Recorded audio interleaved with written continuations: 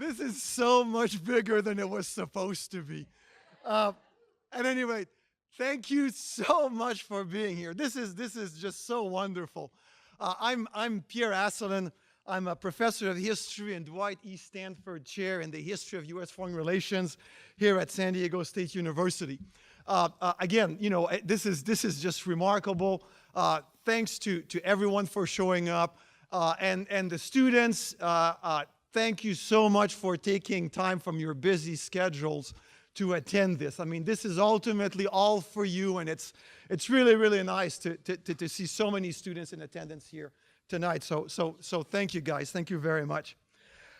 You know, today it's a really meaningful event. I mean, on the one hand, you know, beyond everything that surrounds Dan Ellsberg, tonight is really an illustration of the vitality and importance of the humanities and social sciences in our world, of the importance of critical thinking, of the moral implications of our actions, of reasoned discussion, and of evaluations of the impact of individuals on the course of human events. These are the subjects of our fields. Please, please, please support the humanities and the social sciences.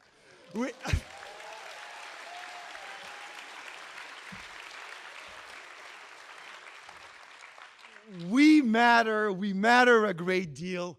If you're rich, think of, so I'm not talking to you, the professors. If you're rich, think about supporting our students, our programs, and related initiatives.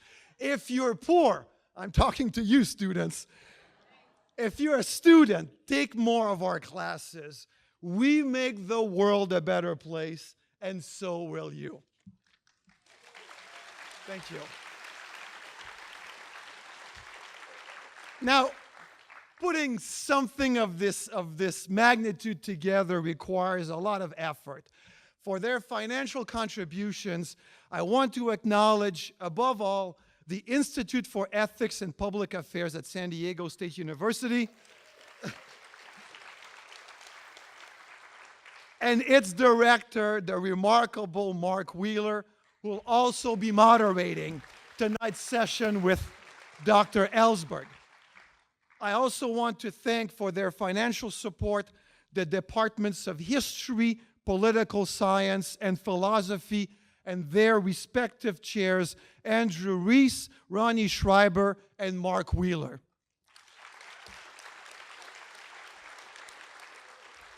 I want to thank the International Security and Conflict Resolution Program, the Dwight E. Stanford Endowment, and the College of Liberal Arts and Letters, and its dean, Dr. Norma Bouchard.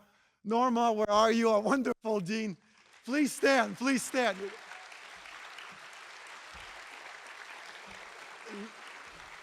You know, leadership is everything, and we're really, really lucky to have such a great leader in your person, Norma. So thanks for being so supportive of what we do. I also want to acknowledge the support and assistance we've received from inewsource, from Friends of History, as well as the assistance of Janie Shaw, Senior Director of Development for the College of Arts and Letters. So thank you very much to all of you.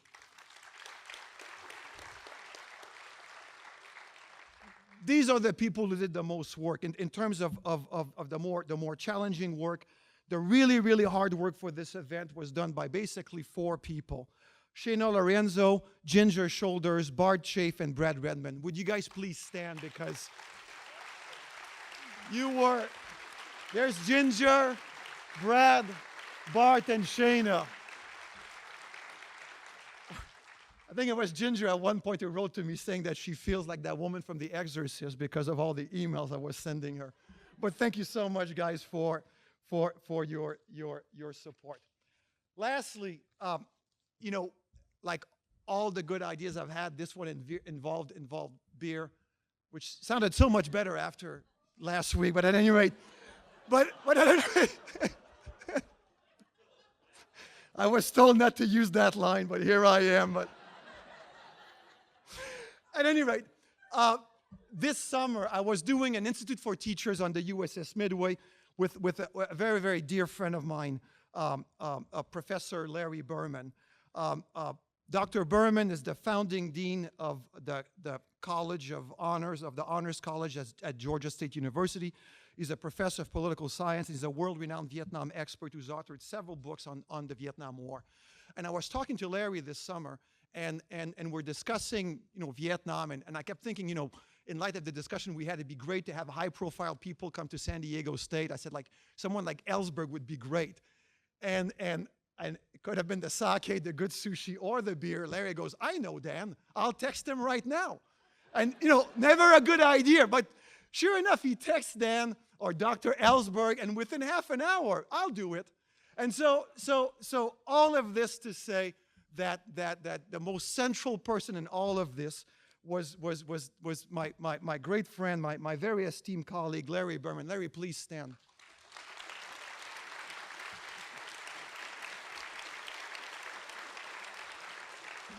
Larry, thanks for always being there for me. You wrote a blurb for each of my books, including my first book when I was nobody. And thanks for being an even better mentor. I really, really appreciate everything you do. Now, to say a few words about what Dan Ellsberg means for this country, what the Pentagon Papers mean for this country, we've got John Martin here. John is a former ABC News national correspondent who used to be based in Washington and New York from 1975 to 2002. You'll recognize him when you see him. He covered events in the US, Europe, China, Central and South America, the Middle East, and South Africa. His reports appeared on Nightline with Ted Koppel, This Week with David Brinkley, 2020, and World News Tonight with Peter Jennings. Upon retiring, John taught national affairs reporting at the Columbia University Graduate School of Journalism. That's from 2002 to 2010. John is an alumnus of San Diego State University who began his career in journalism at the San Diego Union Tribune. He covered the Ellsberg trial in 1973. His reports and essays have appeared in the New York Times, the Boston Globe, and the Christian Science Monitor. Ladies and gentlemen, John Martin. Wow. This is the biggest class I've ever seen. It's going to be hard to get an A in this class, but I'll do my best. When Pierre asked me to say a few words about Daniel Ellsberg, the first three words that came to mind were the old cliche, so-and-so needs no introduction. And in a way, that's true. I think the fact that you're all here shows Dan Ellsberg needs no introduction. He's here, you know who he is, and he knows who you are. But there's another side. I didn't mean that.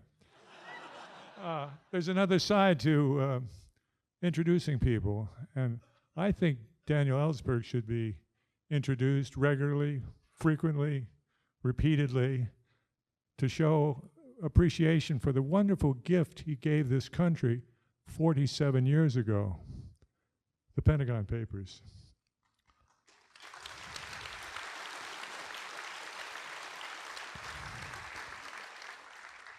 "47 volumes of reports, studies, analyses, and histories of the Vietnam War. How we got into it secretly in the 1950s and 60s.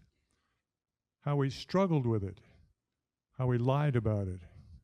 How we persisted in pursuing it and discovered we really couldn't win it, but continued to send thousands and thousands of people to risk their lives in it, year after year after year. There are 58,300 lives on the Vietnam War Memorial Wall. And we owe a debt of gratitude to Dan Ellsberg for putting his own freedom at risk by stepping forward and trying to stop the madness. Now, a tiny footnote. In 2003, after working as a reporter for about 40 years, I started teaching a graduate seminar at Columbia University on reporting, national reporting. And as those of you who teach know, and those of us who have suffered through them, seminars' success often depend on the people you recruit for guest speakers. and I was extremely lucky. Mike Wallace of 60 Minutes volunteered to come and talk. You all remember Mike. There was a period when the 5 most threatening words in the English language were, Mike Wallace is on the phone. Janet Reno, retired Attorney General, volunteered and came and talked. But the most extraordinary speaker was Daniel Ellsberg. And I had, under penalty of death, gotten my students to read his memoir, Secrets, second from the left, so that when he came, it was amazing. You could say that he gave it and my students got it. It was a terrific moment, and I'll never forget it. Now, as we all know, Henry Kissinger calls Daniel Ellsberg the most dangerous man in America. Well, I call myself the most grateful professor in America, thanks to Daniel Ellsberg. Thank you, Dan, wherever you are. Thanks very much. Oh, I've been told to instruct you to not rush the stage to take photos of me, of Ellsberg. Was it? No, please, if you take pictures, take them from where you are, because there's a security protocol in place, and and then Dan might be available for a few moments afterwards. You know, Dan's bio is really, really impressive. I'm going to read an excerpt of it. It's a little long, but again, it's so incredible. It's so stunning, and I bet there's many things you didn't know about Dan that are really pertinent to understand who this man is. So Ellsberg was born in Chicago in 1931. He graduated Harvard in 1952 and then spent 3 years in the Marine Corps, serving as rifle platoon leader, operations officer, and rifle company commander. He went back to Harvard following his service to earn a PhD in economics. In 1959, Ellsberg became a strategic analyst at the RAND Corporation, a think tank largely supported at the time by the U.S. Air Force.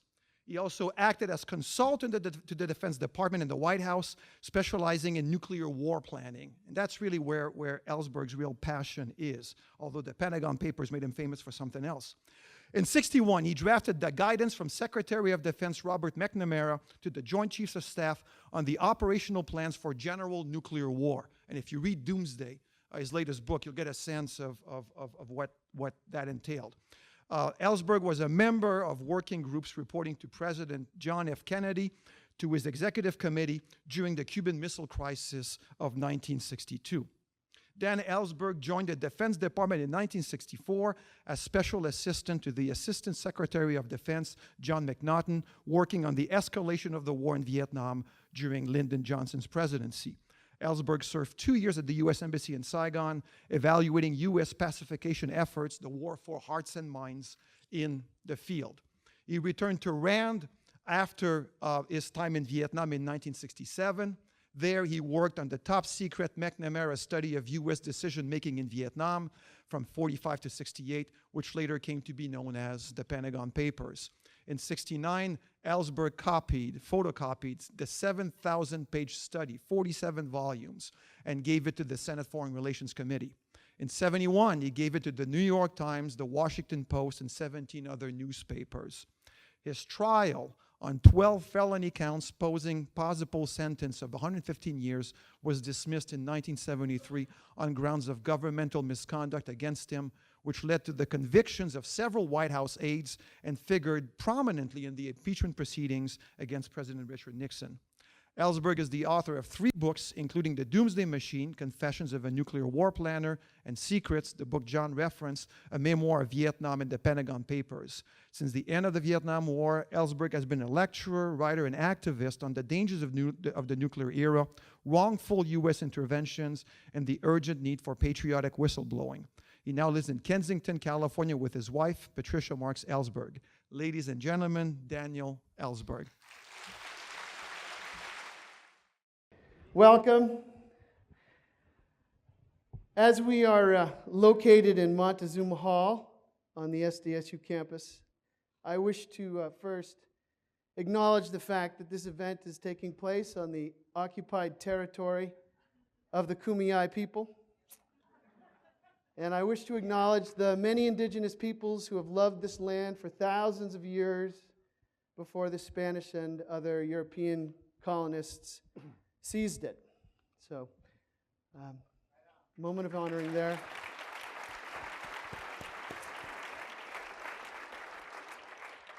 My name is Mark Wheeler, and I'm the chair of the Department of Philosophy here at SDSU, and I'm director of the Institute for Ethics and Public Affairs. And I'm grateful to all the people who helped to make this event possible. I'm certainly honored to have the opportunity to be on stage with Dr. Daniel Ellsberg.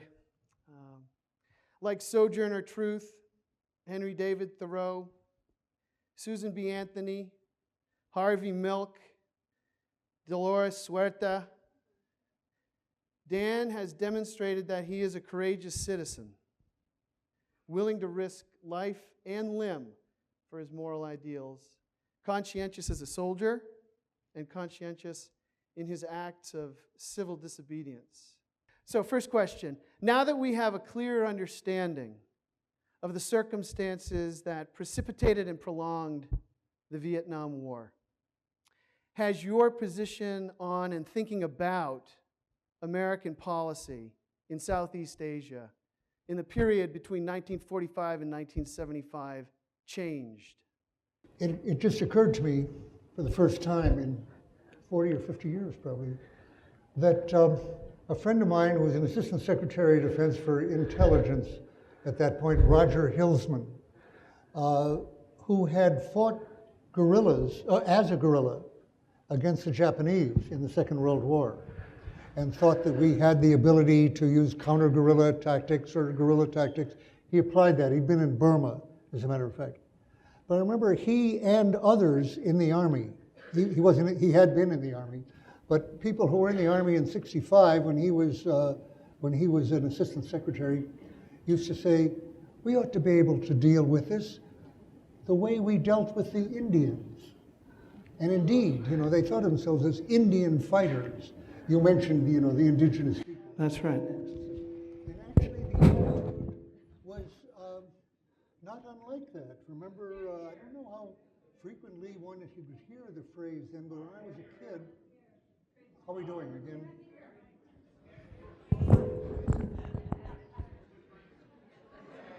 Probably I don't even need to be mic'd.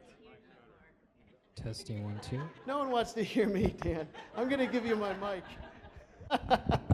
This mic isn't working? There you go. I could use that if you want.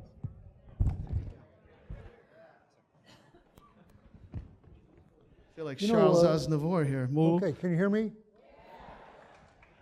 Okay.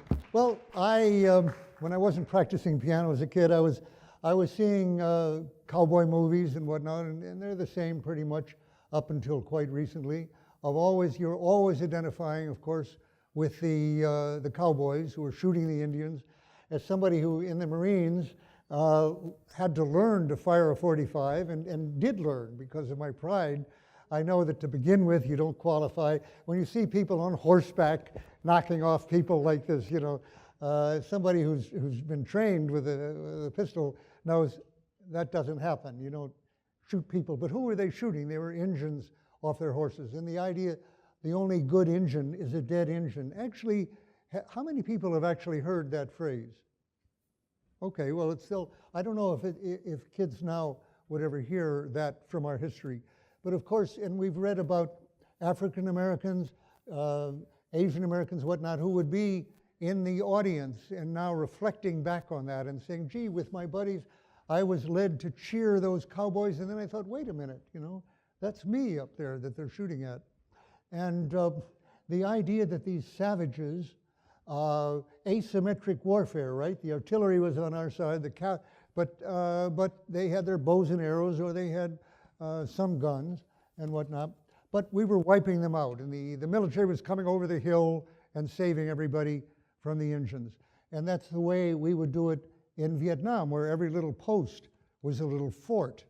And as a matter of fact, I'll mention the history of Vietnam came in this way. I began to get a sense of what we were dealing with over there in the course of a couple of years of going to nearly every province in Vietnam. 43 provinces. I traveled in 38 of them. And in one in particular, I remember going through something that was almost like an archaeological dig, looking at different points. You would see a Popular Forces little fort against the Viet Cong, supposedly, the Vietnamese communists, who after all? Their cousins, you know, their brothers perhaps, whatever. But anyway, those Vietnamese. And our Vietnamese had these little forts. And then you'd go on a little further, and you'd see a concrete pillbox. And that was a Japanese pillbox from World War II, when the Japanese had occupied them. I've left out some, well, no, then you'd see French forts. And finally, I remember very particularly, you saw a large mound of earth covered with grass, and that was a Chinese fort. And I remember two things from that period. One, a Vietnamese colonel who was traveling with me, and there were kids coming out, you'll see where there's bears in a moment, asking for gum and saying, hey, okay, hey, American number 1, 1 to 10, you know, 1 is very good. And saying, hello, Americans. And the Vietnamese said to me, when I was a kid, I used to yell at soldiers too, coming along. And I said, what did you say? Bonjour? You know, the French were there for 100 years. And he said, no, okay, not sayonara. What's the opposite? What's good morning in Japanese?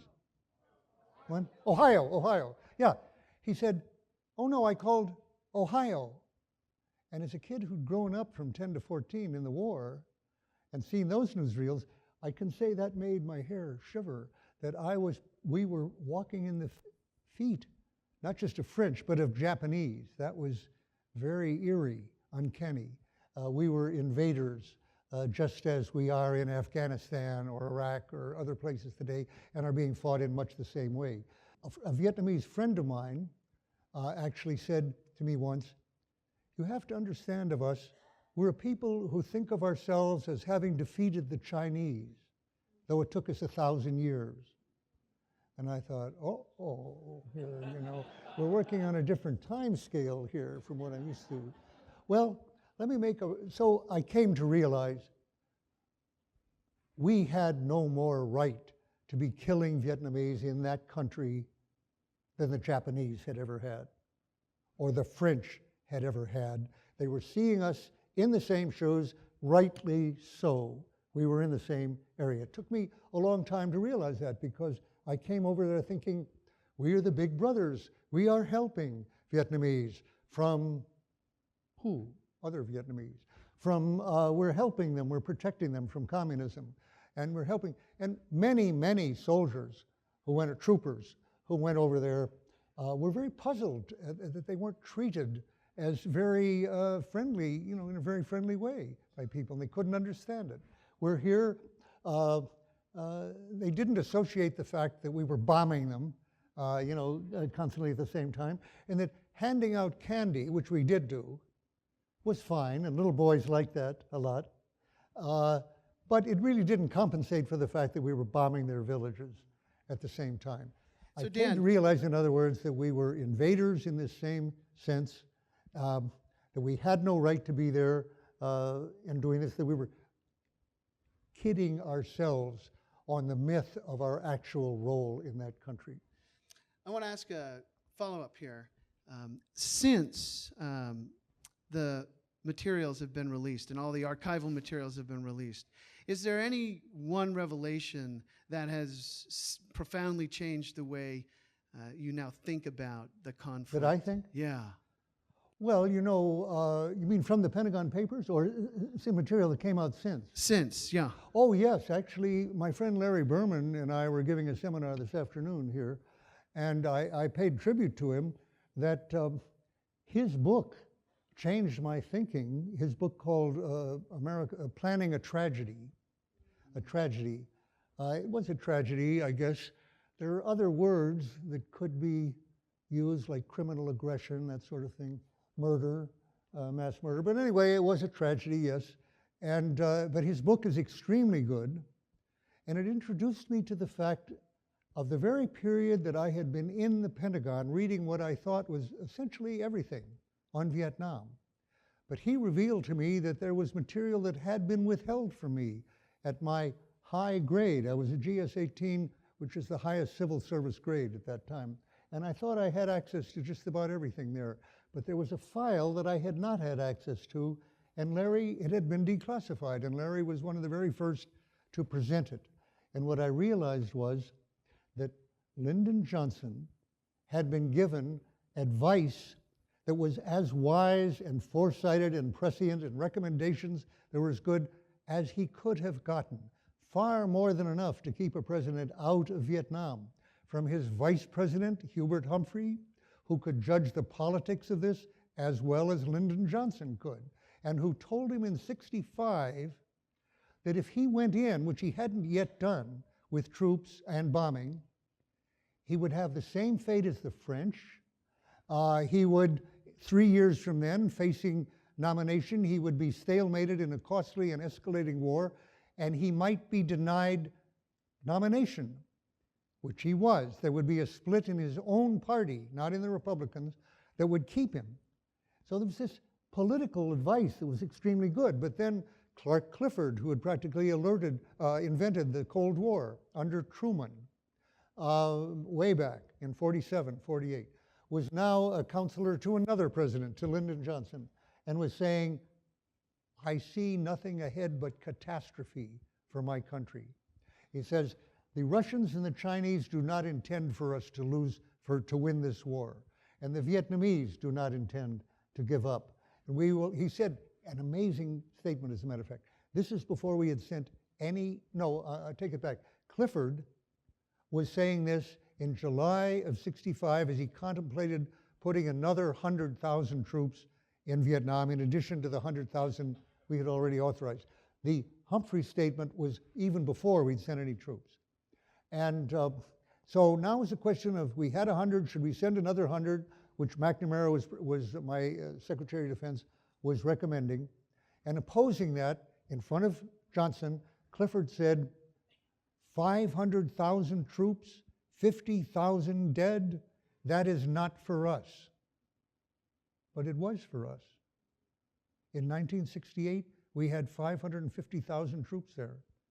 Before we left, we had lost 58,000 dead and killed several million Vietnamese. That was a fairly uncanny figure to have given, 500,000, 50,000 dead. And yet the president went ahead. So what I'm saying, that gave me a puzzle that said, wait a minute, my whole understanding of this is turned around by those documents. And they weren't alone. Berman brought out McGeorge Bundy, Bill Bundy, others. They were all saying, don't do this. But the Joint Chiefs said, do it. And Johnson, against his own better judgment, went with the Joint Chiefs. Let me ask you a question that's based on Larry Berman's work, Professor Berman's work. So Larry has argued that in the aftermath of the overthrow of South Vietnamese President Diem, or Diem, in November 1963, the United States effectively owned South Vietnam on account of its role in abetting the coup. So for Berman, this sort of represents the point of no return in our policy. Looking back now, what do you think the biggest lost opportunity was for avoiding direct U.S. military intervention in Vietnam, if any, if there was a lost opportunity? Okay, it's very close to what Larry is saying, but actually there is a significant difference in my own mind. I heard him say that this afternoon, and I didn't have time. I was saying so many other things, it so happens, that I didn't have time to take issue with him on that one, but I will mention it now. In effect, to say that the assassination of Diem made what came later inevitable is, I think, mistaken, actually, in the following sense. That happened under John F. Kennedy. It preceded Kennedy's assassination by a few weeks, actually a couple weeks. Had Kennedy lived, I don't think we would have owned Vietnam. As I did go on at great length this afternoon, as Larry knows what I think on that, and I've written it in my books. I believe that JFK, Jack Kennedy, was determined to get out of Vietnam, but not before the election of '64. And he thought, as he said to Kenny O'Donnell and to Senator Mansfield, if I get out now, I will be damned as an appeaser, weak on communism, and I could not go into the election that way, even against Goldwater, who would be denouncing him for that reason, or really any other Republican, Nixon, Rockefeller, whoever. But he said, as soon as the election is over in '65, we get out. And he could have done it, I think, with a conference of the kind that de Gaulle was proposing at that time. As Bobby Kennedy said to me, when I said, were you really prepared to lose it? He said, quote, we would have fuzzed it up. We would have gotten in, quote, we would have gotten in a government in Viet Saigon, which would have been easy from one day to the next, that asked us out, or we would have called for an international conference that de Gaulle is proposing, that the British want, and others, like the Geneva Conference of '54, and they would make an arrangement for, evolution there that would give us an out that would disguise the fact that we were getting out. That's what he said. And I asked him, by the way, whether he really thought that Kennedy would have carried that out in '65 had he lived. And he said, I can't know that. And he said, Jack couldn't know that for sure. But I do know what his intention was. And that was not to send any combat troops. Because had we done that, he said, my brother was convinced that we would go the way of the French, which is what Ball was later saying 2 years later, and others, and was true. That was what happened. And I was so impressed that he had no combat troops. We could go the way of the French because, by the way, we didn't pay, it was very rare to pay any attention to what the French had experienced in Vietnam. As was often said, they only survived 2 world wars because we saved them. They're French, they're incompetent, frogs, and so forth. And this was, believe it or not, it was very commonly said, they're racists, unlike us. So and we have helicopters and so forth. So for him to even pay attention to the French experience was very different. I don't, by the way, believe that there is a sentence in the Pentagon Papers in 7,000 pages in which any other politician made that statement, a comparison. Certainly not Lyndon Johnson. I'll bet the word French did not appear in his mind. But had he lived then, so he said, but I do know what his intention was. And I'll just say what I said this afternoon. I asked, when I said, gee, that's awfully foresighted, for a guy, this was now '67, I was talking to him. I'd been in Vietnam for 2 years. How did Kennedy reach a judgment like that as a young man? And I said, what made him so smart? And he said, I jumped, and like that. And he said, we were there in 1950. We saw what was happening to the French, and we knew it would happen to us. My brother was determined that it would not happen to us. I believe he intended to get out, and he could have easily done it with a conference.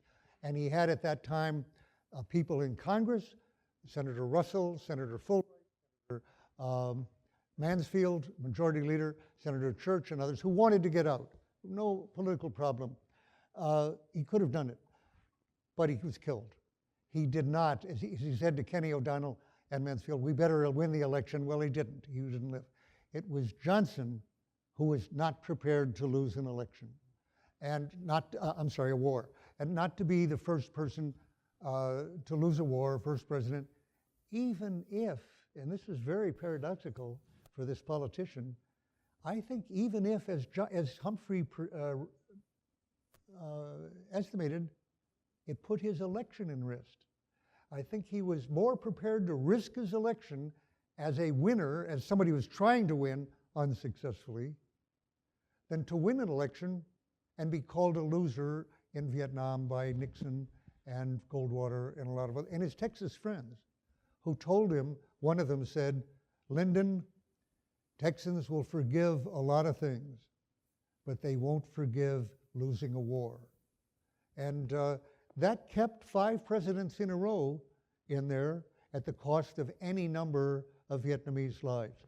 So, as I say, I'd had one understanding of the war till I read those documents, and then no other book had as much effect on me until just months ago. I read Pierre Asselin's account in Vietnam's America War of the Hanoi end of this, and learned for the first time that Le Duan, who I'd virtually never heard of, had displaced Ho Chi Minh in '64, and Von Nguyen Giap, the general of Dien Bien Phu, put them aside. They did not want to draw the Americans in. That was wisdom. But Le Duan, a tough communist leader, displaced them, went ahead to the offensives of '64 that did bring us in, thinking that he could beat our Arvin puppets before the Americans got in. Wrong. Then once the Americans were in, he prepared the Tet Offensive, expecting a general uprising. Wrong. 50,000 Vietnamese dead on his side, against Ho Chi Minh's advice and Von Nguyen Giap's advice. Then again in '72, let's beat them again with an offensive with the Americans won't be willing to bomb us, our troops, and to stop it. Another 50,000 lost. Disaster, which I learned from Asselin's book. The decision-making under Le Duan in Hanoi was as bad as the decision-making in Washington and by Westmoreland. And for that, millions of people died. Well, on that optimistic note, let's turn to your recent book titled The Doomsday Machine, which is an important book, and I hope everyone here has a chance to read it. And in the book, you recount your work as a nuclear war planner. And you argue in the book that longstanding U.S. policy for the use of thermonuclear weapons is profoundly immoral and horrendously evil. I wonder if you could briefly recapitulate your argument for this and offer us some advice about how to improve this policy going forward. Okay, I don't think any president has wanted a nuclear war, small or large. But every president since Harry Truman has wanted to be able to threaten nuclear war and has wanted to prepare for it for a lot of reasons, including Boeing, Lockheed, North American, Grumman, whatnot, who depend on government contracts and that preparation, and that is true today. For example, let me jump right up on something that is actually quite amazing. Just last week, we are involved in refueling. We've sent 3,000 sorties in Yemen, refueling Saudi planes that are bombing mostly civilians, creating a humanitarian catastrophe in Yemen, which the UN has described as a humanitarian catastrophe that can get worse, a breakdown in their infrastructure by the bombing that we have supplied, the planes, the bombs, and we refuel the planes on that. So we're totally involved in it. We're not just supporting on Yemen. By the way, how many Americans would find Yemen on a map very easily? But anyway, that's what we're doing. We've been doing it for several years. 1 million people, there's 1 million people are suffering from cholera, the biggest cholera epidemic, they say, in history. And this is going on day by day. Now what's new is some release of documents in the last week or so, which lie behind the decision by Secretary of State Pompeo to certify that we can support the Saudis in this because they are improving their treatment of civilians, their discipline, and it is acceptable, the level of discipline. What came out recently is that every agency in the State Department, this was leaked last week, you can look it up, by the way, very easily, State Department documents on Yemen. Every agency resisted that and said there is no progress, there is no basis for accepting this, you should not certify this. It's false and it's wrong, we shouldn't do it. Except one, the Legislative Affairs agency in there. And Pompeo went with the Legislative Affairs, which is run, and the reason given in the State Department documents is if we don't support the Saudis on this, it will put into jeopardy a $2 billion contract from Raytheon. This is in the documents. So you don't see this connection made very obviously recently. It struck me between the eyes. A Raytheon contract for precision-guided missiles to the Saudis, and beyond that, our general arms sales to the Saudis, which may be $10.5 billion, and the President, Trump, has talked about $100 billion sales of arms to the Saudis. And the immediate contract is a $2 billion Raytheon contract, and for that he certified that the attacks are to continue against the urging of the UN Commission on Human Rights. It so happens that the head of the Legislative Committee is a man who was recently, until recently, a lobbyist for Raytheon. Now, coincidence. That's pretty bold, but I'm saying that lies, I think, more than is in my book. I've focused more on this in the last year, it so happens. I've been reading other books and other papers. I think I've neglected this feature for a long time. But you were saying in the book opens with this incident, which, okay. I wrote a question for actually the Secretary of Defense, but it was picked up by the President's assistant, Robert Comer, the Deputy Assistant for National Security, to send to the Joint Chiefs in the President's name, John F. Kennedy, in the spring of 1961. And the question to the Joint Chiefs, which I won't go through the whole story, but I tell it in the book, but I mistakenly believed they did not have a quick answer to this question, and I thought it would embarrass them bureaucratically and we could go on from there.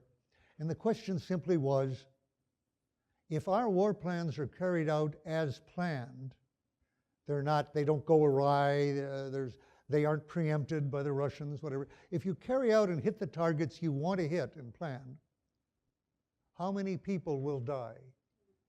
I first asked, in the Soviet Union and China, knowing, by the way, that our plans had no provision for war with Russia that did not also obliterate China.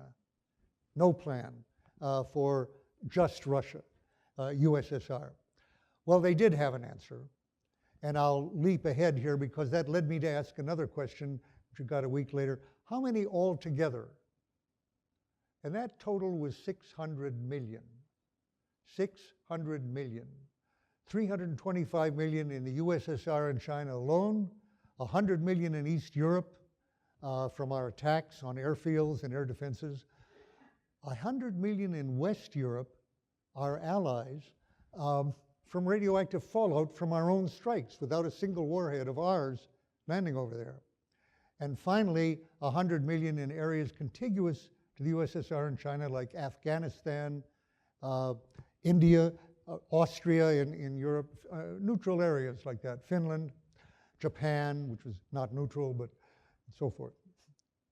600 million altogether from our strike. Now that did not include Russian retaliation, which it turned out at that time would have been very small against the US.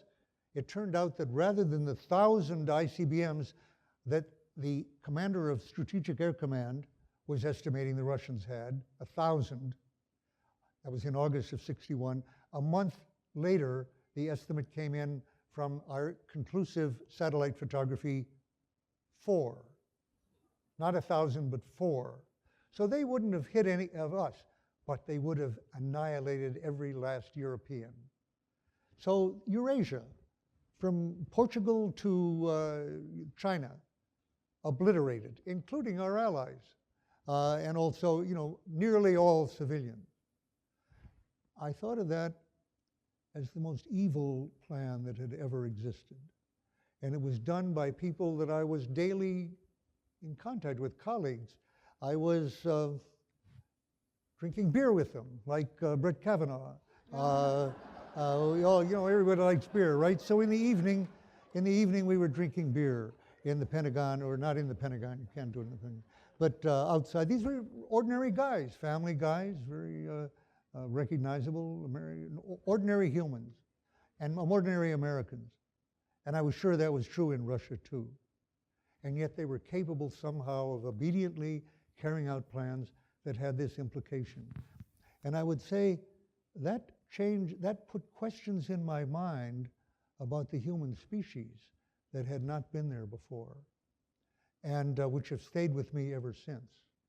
And so when I say, your question was, how did you put it?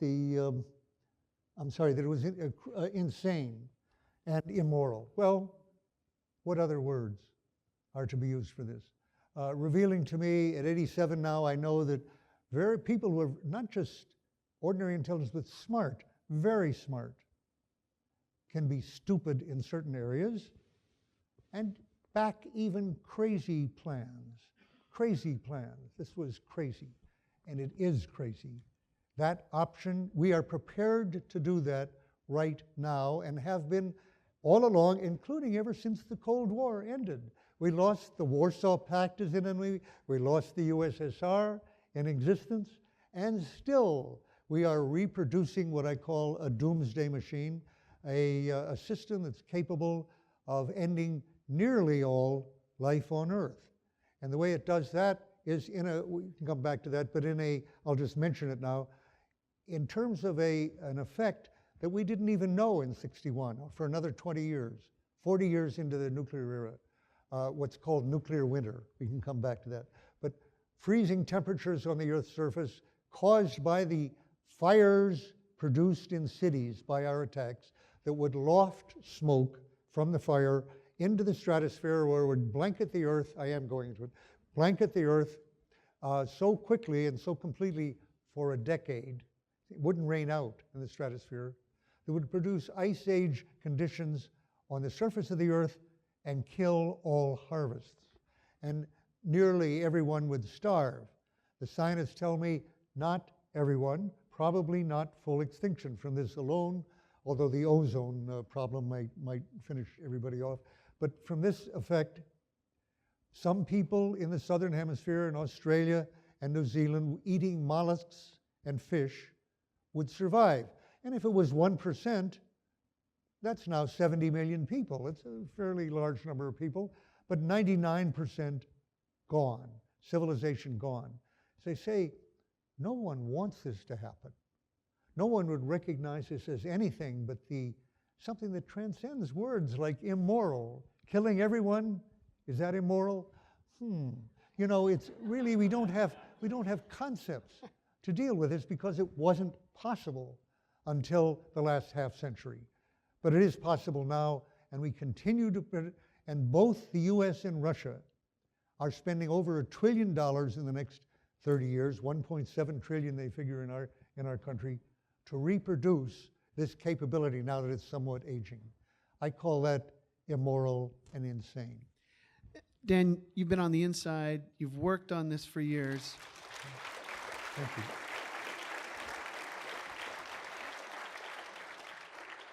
You've thought about it. In the book, you make some suggestions. But could you say a little bit about what you think we should do to change the plan? How can we do it? The other night when we were at dinner and we were talking about the problems of the practical implementation of this vision, it'd be interesting to hear what you have to say. Okay, there's a number of proposals, and let me right now, I have a hopeful feeling about this for the first time. And I've always thought we needed a movement like the anti-war movement or like the freeze movement 35 years ago, roughly, which aimed only at freezing the level at that time, which did not occur. We've been modernizing the weapons ever since, but we haven't seen any movement since then. And I didn't see any prospects of it. And I haven't until weeks ago, this is quite coincidental in a way. If I'd given this talk a month ago, I wouldn't have been able to tell you what I'm about to say. If you look on your website, on your computer, for the website preventnuclearwar.org. Preventnuclearwar, one word, .org. You'll come to a campaign called Back from the Brink. And its subtitle is Preventing Nuclear War. And it has a call for 5 points specifically to lower the risk of nuclear war sharply, which I think is a very good program. And it's actually pretty much what's in the last chapter of my book. It's the same agenda. I was not aware that anybody was pressing this agenda or that there was any real prospect of getting a campaign, you know. There's not even damp tinder. There was just nothing there. And surely there's lots of other things to worry about that are getting attention. Climate, which is getting a lot of attention, and there is even a movement. We can't say that's sufficient, can we? Because with the president and a Republican Party in power that deny the existence of man-made climate change, we're not doing much about it. But at least we're aware of that. What I'm talking about competes, you know, in attention and horror with that. And there's everything else, inequality, racism, you know, a dozen things. But this one is not in people's minds. So here we have this program, and I'll tell you what it is. The first step is no first use of nuclear war, of nuclear weapons. Every president from Truman on, who remember, used nuclear weapons against a country that did not have them. We didn't call that first use. We were the only ones who could use it. That was true through 1949. When we built up our arsenal, we had close to 1,000 nuclear weapons for a first strike. They didn't call it a first strike because no one had the ability to have a second strike. But since Russia did include that, acquire that beginning in 49, since then, a threat of first use against Russia, which is coming up now, right now, in our exercises in Poland and elsewhere, is a threat against a superpower which will cause nuclear winter. So it is a threat and a preparation for nuclear winter, which is actually risking that. He said, okay, we don't use nuclear weapons first. That's a declaration. Second, another one, I don't know if I remember all of them, but one is eliminate the hair trigger on our Doomsday Machine. And it would take too long, perhaps, at this moment to go into it, but I'll just say our intercontinental ballistic missiles are the hair trigger. We have submarine-launched weapons, which are invulnerable and do not call for, even if we were attacked, they don't call for a fast response. They're invulnerable in the sea. The ICBMs, intercontinental, are in fixed silos, and they can survive an attack only if they get off the ground before the attack arrives. So on warning, launch on warning. There have been many, many false alarm warnings. And some of them have gotten very serious, up to the point where the president was about to be urged to launch those ICBMs. We have no military reason for those ICBMs and haven't had for 50 years since both sides got submarine weapons. But they're Air Force weapons, Air Force budget. Boeing and Lockheed are now competing to get the contract for renewing all of our Minuteman missiles, which should not exist and shouldn't have existed for 50 years. So this is eliminate launch on warning, eliminate the hair trigger. A third is cancel the $1.7 trillion modernization program. And fourth, another one is end the president's sole unchecked authority to launch nuclear war.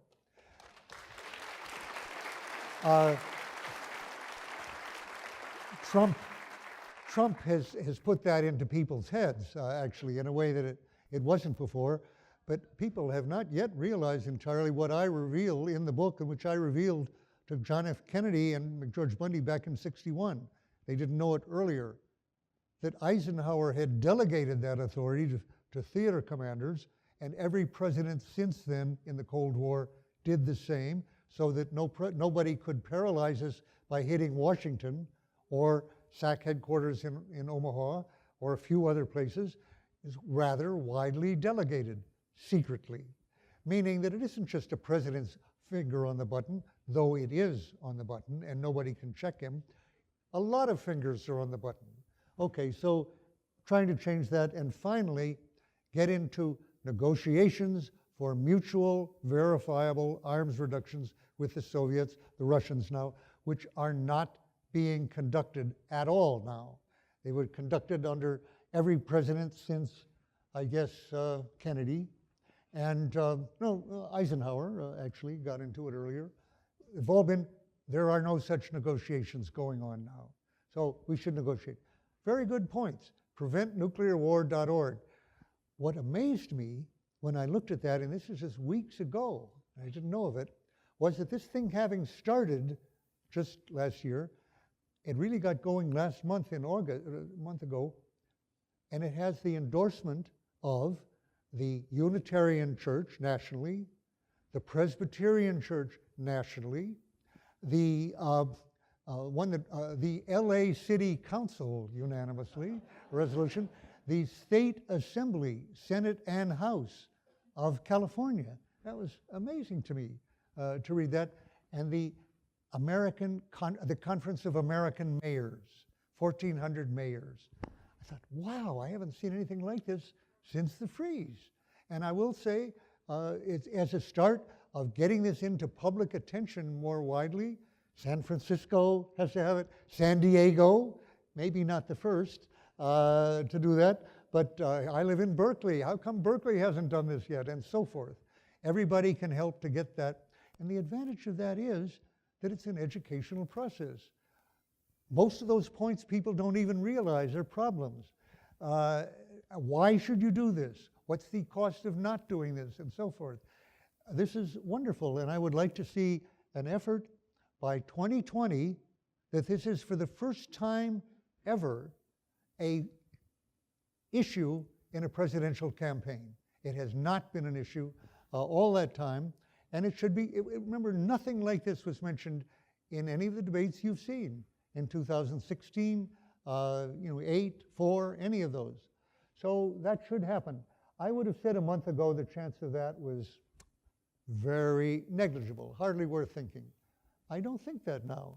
It's not going to be a feature in the 2018 elections, but in 2 years, with this kind of effort, it could be that we're at least discussing what needs to be done on this. And that is the most hopeful thing I've felt for years. Well, thank you for writing the book and helping to push that along. Let's shift now to let's shift now to a discussion of your relationship with Chelsea Manning and Edward Snowden, two of the most well-known whistleblowers, other than yourself, probably, in U.S. history. How do their actions compare with yours? How do you see what they're doing in relation to what you did? Well, I was asked that the other night here in San Diego, and I gave my answer, which I can give you, but I realized that behind that question, a lot of people think that there's a big difference between me and these people. They will say, I was selective, Daniel Ellsberg was selective, I was skilled in knowing what to put out and so forth, and they just dumped material out. That's widely believed. And Chelsea Manning, earlier Bradley Manning, and Ed Snowden are not widely well regarded, actually, in the country, in part because of misconceptions like that. I'll get to that in just a moment. I'll say my feeling is from the very beginning with Chelsea Manning in 2010 was I've waited 39 years for this, for somebody to put out a large amount of information that should be out, not just leaking 1 or 2 pages or orally talking about it or 10 pages, but putting it out enough to show real patterns and real policy choices. For example, quickly, handing over, which she revealed, hundreds of cases where soldiers complained that the prisoners they were being ordered to hand over to the Iraqis were going to be tortured and were tortured. And they were concerned about this. And in every single case, they were told by their superiors, do not investigate further. 4 words, do not investigate further. Now that happens to be an illegal order. Our international treaties and our domestic law demand that any credible instance of torture must be investigated and prosecuted if found to be valid. Nope, that pattern was clearly represented high-level decision going up to the president. And the president at that time was Barack Obama. This was in 2010, which I think has something to do with her getting a 30-year sentence for putting this stuff out. Well, what I'm saying is that's a pattern that could only be revealed by putting out a large amount of data. 10 pages would not show it. There were other instances of that too. So when I heard that she had said to the person who informed on her and got her imprisoned right away on a chat log, I am ready to go to prison for life or even be executed to put this information out. And I read that and I thought, that's the way I felt in 1969 and 1971. And I haven't seen anybody else who said that ever since. And I thought that the example of the Pentagon Papers should encourage not a lot of people, people don't want to be tried for 115 years in prison. That's understandable. But somebody, you know, the Pentagon Papers turned out to be helpful. I didn't even go to prison by a miracle. And so we encourage other people to do it, but it didn't happen till 2010. Then 3 years later, Ed Snowden puts out, each of them putting out an enormous mass, which I couldn't have done with only a Xerox machine, and I couldn't have done what I did without a Xerox machine. But that was 7,000 pages. These are 700,000 pages. So they were putting that out. So in short, these are people that could hardly be more different from me in background or age. You know, they were very young. Chelsea was about 22 or 23 when he did it. He did it, and then now Chelsea. Ed Snowden, about 28. Very different backgrounds altogether. But their motives, their willingness to risk their lives. She ends up 7.5 years in prison, 10.5 months in solitary. Ed Snowden, permanent exile. His father told me he doesn't want him to come back to this country even if he were pardoned, because he thinks he'd be killed by somebody. Definitely in jeopardy in his life, for his life. Willing to do that. I saw them, I identify more with them than any other people on earth. And I had the tremendous thrill just a week ago, by coincidence, of being able to meet Chelsea for the first time at a meeting of the Electronic Frontier Foundation. And I was so happy at that because I'd waited 8 years for it. She was in prison 7.5 years, and from the time she was arrested, till she got out, not one reporter was able to have 5 minutes with her. Totally incommunicado from the outside world. Snowden saw that example and thought, well, same here. You know, if I do that, I can't be in the country if I want to educate reporters as to the meaning of these documents that I'm putting out. And that was true. He had to be out of this country, I believe entirely. So, and the last point I was saying, people say they were so different because they just dumped stuff out. I knew better than that from the beginning about them. Actually, Obama was asked at one point, early on after she'd been arrested, didn't Bradley Manning do, this is on YouTube, you can look it up, Obama and Bradley Manning. Didn't Bradley Manning do exactly what Daniel Ellsberg did? And Obama said, what Ellsberg did was classified on a different basis from Bradley Manning. And that was true. Everything I put out was top secret. Everything she put out was secret or less or unclassified. And same with Snowden. Snowden put out stuff that was top secret. But when I talked to her to confirm something that I'd always known, I had inferred, and I was able to check it with her just 2 weeks ago. I read right away that she had worked in Iraq in a SCIF, S-C-I-F. Now, how many people in this large audience know what a SCIF is? Let me see hands. Up high, can you see? Because I can see. I see maybe 20 hands, all right? How many do not know, actually? Okay, so you're tracking this, yes. So I knew what a SCIF was. A SCIF is a special compartmented information facility, which is for material higher than top secret. That's what it's for. And it requires clearances that can be, you can have 3, 10, a dozen or more clearances higher than top secret. I had a dozen. The lowest of those is for communications intelligence, higher than top secret. And then satellite reconnaissance, covert operations, all that. So I asked her, didn't you have access to top secret? She only put out secret. Top secret, communications intelligence, she said everything. We had all that. She didn't put any of that out. Talk about selective. She put out stuff that was so low, I won't go into the details here, but I'll just say it was so low that when I was in the Pentagon, I didn't take time to read anything that low.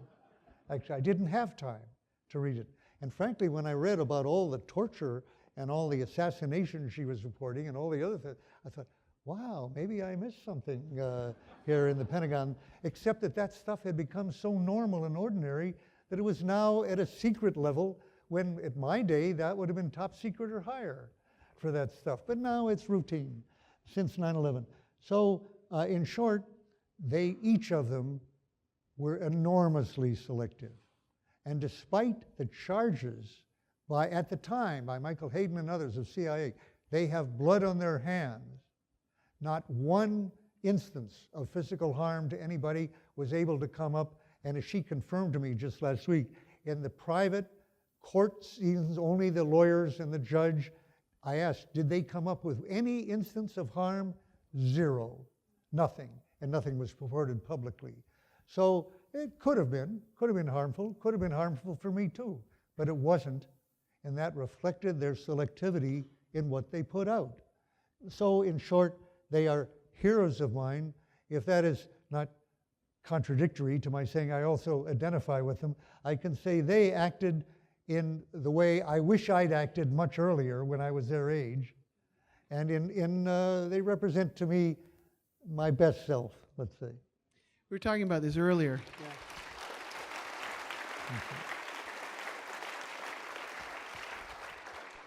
We were talking about this earlier, the problem of moral courage. And I wonder if you can speak a little bit about why you think more people don't do this. Why what? Why more people don't do what you did. Yeah. I don't know. That's the short answer. But I'm not known for short answers, I have to tell you. I couldn't stop with that. I have puzzled over that for a long time because, as I said a moment ago, I did, obviously, you put out information like this in any organization, union, faculty, a corporation, only at risk if I'm talking about information of a whistleblowing kind where you are revealing wrongdoing or disastrous or dangerous activity by your own organization, which is covering up and which is unwilling to deal with it. And so you put it out to a larger society, people who can change the situation in ways that your bosses are not willing to do. Bosses don't like that. And even in principle, even if it doesn't hurt them directly, they don't want the example. And you do that always at risk, and if you're identified or identify yourself, at cost, almost virtually always at cost. And you can't eliminate that. That will always be true in human society across the board. And so there are these costs to pay that are very significant in many cases. Still, the benefit of doing it to other people may be very large. In fact, I would go so far as to say this in 2018. I would now say, unless there are a lot of lives at stake, or the Constitution is at stake, as with Snowden, unconstitutional behavior, surveilling all Americans, the Fourth Amendment being wiped out. Unless there are very large stakes, the cost will rarely be worth it from a personal point of view. I wouldn't even encourage it. But there are times when there are a lot of lives at stake, and yet people don't do it. I've mentioned 3 people, well, 2 besides myself here, who put out a lot of material, enough to make a real difference, perhaps. No guarantee that it will, at all. Not clear that Chelsea's revelations hadn't made any difference. A lot of discussion of Ed Snowden's revelations of surveillance, but not yet clear that it's changed the situation at all. In my own case, the Pentagon Papers, it's a complicated case, but really the effect on the war of the information I put out was nothing immediately. A year after the Pentagon Papers came out, while I'm on trial, the biggest bombing of the war, in fact, the biggest bombing in human history, in '72 and the Christmas bombing of '72. Not apparent that there'd been any effect at all. Turns out there was, but that didn't become clear until much later. So you have to be, if you're going to do this, you've got to be willing to take risks without any real assurance that it will have any effect. It just might have on a very big effect. And you ask how to get more. Somebody asked me that yesterday at the meeting. And the only thing that came to my mind was I said, examples are very important. I know in my own case, crucial. Without the example, if I hadn't met in September of, actually the end of August, September of 1969, young Americans who were on their way to prison for having protested the war, resisted the war by turning in their draft cards. Now, not one of them thought they were going to end the war or shorten the war by turning in their draft card. But they wanted to send the strongest message they could. The war was wrong. You shouldn't participate in it, even as a CO, they felt, or by going to Sweden, you shouldn't, or you should be willing to go to prison to show that it's a conscience matter and it's worth your life, your freedom, to protest it or to resist it. And I felt the power of that on my own life. It changed my life. That put the question in my head, what could I do to help shorten the war, which I'd been trying to do for 2 years at that point as an insider, having come back from Vietnam. I dealt with Humphrey and Bobby Kennedy and even representatives of Romney, if you remember him, Romney's father, the recent Romney, and who was against the war at that point, got fired for it as head of HEW. And he was a presidential candidate, in fact. I talked to his people and a bunch of others, but as an insider, which didn't risk my career. And nobody thought of risking their career. Why would you give up a career of advising cabinet members, having access to these documents, working for the president? What could possibly be more effective than that? And here were these people going to prison. And I thought, okay, what can I do now to help shorten the war now that I'm ready to go to prison? And I wouldn't have thought that, I think, if I hadn't met them personally, Randy Keeler specifically, who was on his way to prison, and I just heard him talking. He was from Harvard, as I had been. I saw myself as a young man in him. He was now at Stanford doing graduate work, and then he became a draft resistor and did go to prison for a couple of years. Had I not met Randy Keeler, it would not have occurred to me to do something that I thought would not only erase my career, my clearance, my exit, but I thought would put me in prison for the rest of my life. So for what that was worth, without that example, it wouldn't have occurred to me to do it. I was very happy to hear Ed Snowden say from Moscow on a Skype link, without Ellsberg, no Snowden. And what he was referring to was the movie, the documentary, Most Dangerous Man in America, Daniel Ellsberg in the Pentagon Papers, which he said strengthened his idea that he really should do what he ended up doing. He was ready to do it. Chelsea, I think, did not have that particular impression on her own. But very happy to hear that Snowden had done that. So I think that the example is important. And what else? I think we have to change a culture, a political culture, that puts the very highest value on obedience to the boss, on keeping the secrets of the team, keeping your promise to keep secrets of the team, not your oath to the Constitution, which is far away. I don't think anybody has ever been put on trial for violating their oath to the Constitution, which we all took as an oath to support and defend the Constitution, not to the Fuhrer, not to the President, not to secrecy, but to support and defend the Constitution. And in 1964, during the election of '64, every one of us in the Pentagon knew the President was violating the Constitution when he was lying to Congress about his intention to expand the war. All of us. And it didn't occur to anybody, I think, to do something that would undermine the President in favor of Goldwater. But even Republicans didn't do that. By the way, Goldwater knew that Johnson was lying. And Goldwater, who was an Air Force Major General Reserve on the Armed Services Committee and a presidential candidate, said, if I revealed that the President was lying about that, who would have believed me? Now, interesting, he didn't make the attempt. He didn't try in the campaign to say that Johnson is lying when he says he wouldn't widen the war, and so forth, which I knew he was lying, and Goldwater knew. But Johnson then wins an unprecedented landslide on Election Day, having said, we seek no wider war, I will not send American boys to do what Vietnamese boys should be doing, etc. And on Election Day, I wasn't voting. I was representing the Defense Department as a GS-18 and an interagency group to examine different options of widening the war. We didn't have time to wait till the next day because the Saigon regime was collapsing every few weeks. We didn't have time for that. And we didn't do it the day before because it might have leaked. And the voters would have found that quite relevant if they believed it. So that's what we were doing.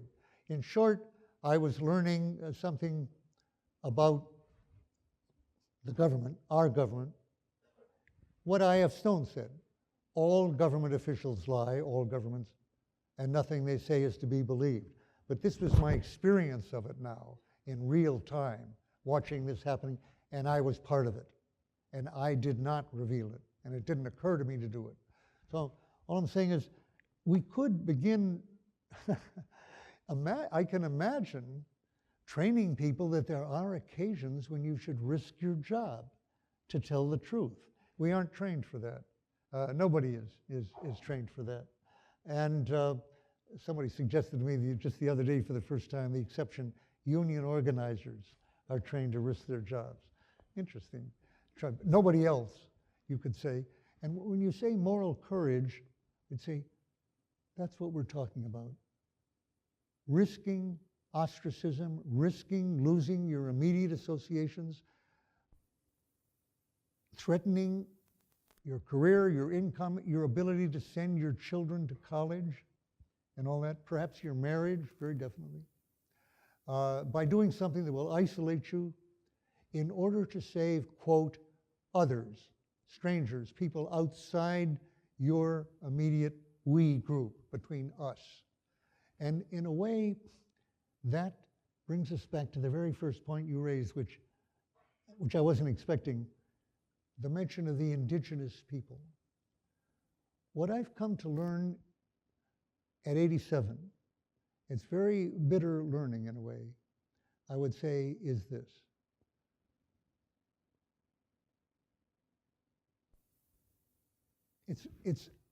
Everyone understands as humans that we don't actually love our neighbor or our neighbor's children as we love ourselves or our spouses or our own children as much. That is a counsel of perfection, let's say, that doesn't even seem human somehow. And I don't even mean neighbors, but say strangers altogether. We have different we groups, us versus them, very human dichotomy, which is universal, I think. I don't think we'll ever get away from that, dichotomizing and dichotomizing, us and them, the strangers. We don't value the lives of the other outside these areas as much as the inner circle. Okay, we basically know that. Here's the bitter truth that it's taken me till old age. I am old now, really, and to understand that for most, I would say almost all people, there is an other outside certain concentric circles here, go on, that we don't just value less, we don't value them at all. Their welfare means nothing to us.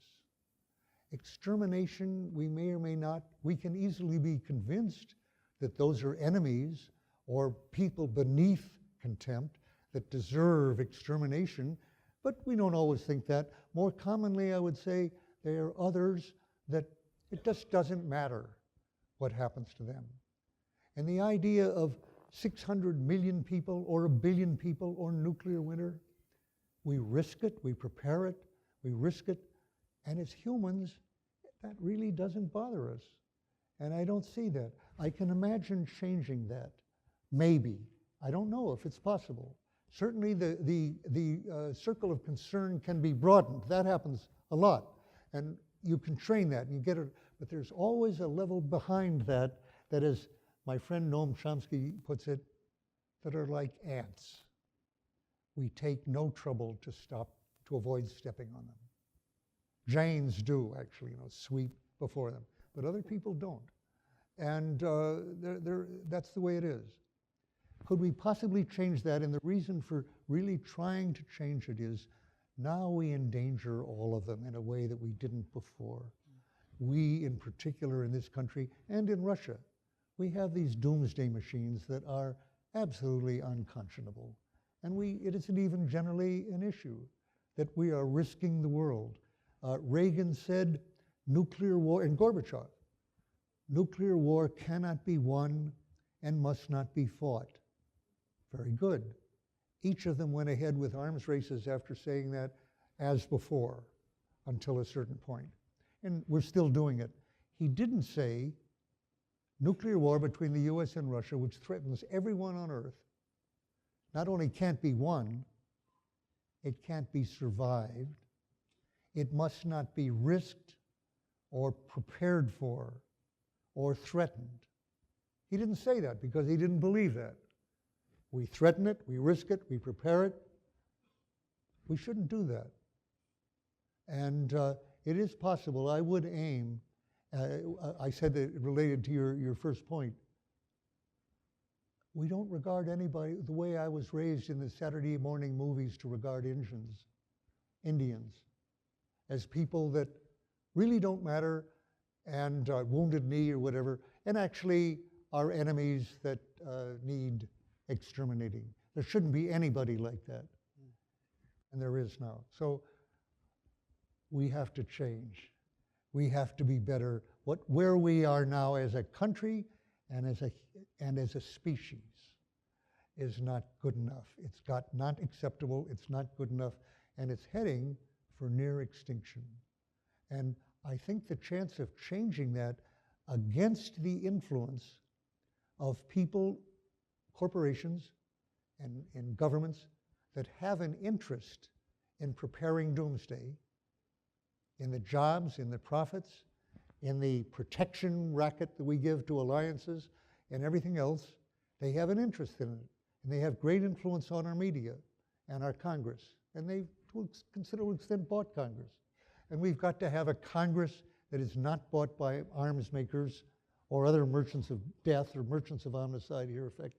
That will be a different one from the current one. Now, we need it. The chance of getting it is not likely. It's small, but it can be made larger, and that's what I'm up to. That's what my life is about.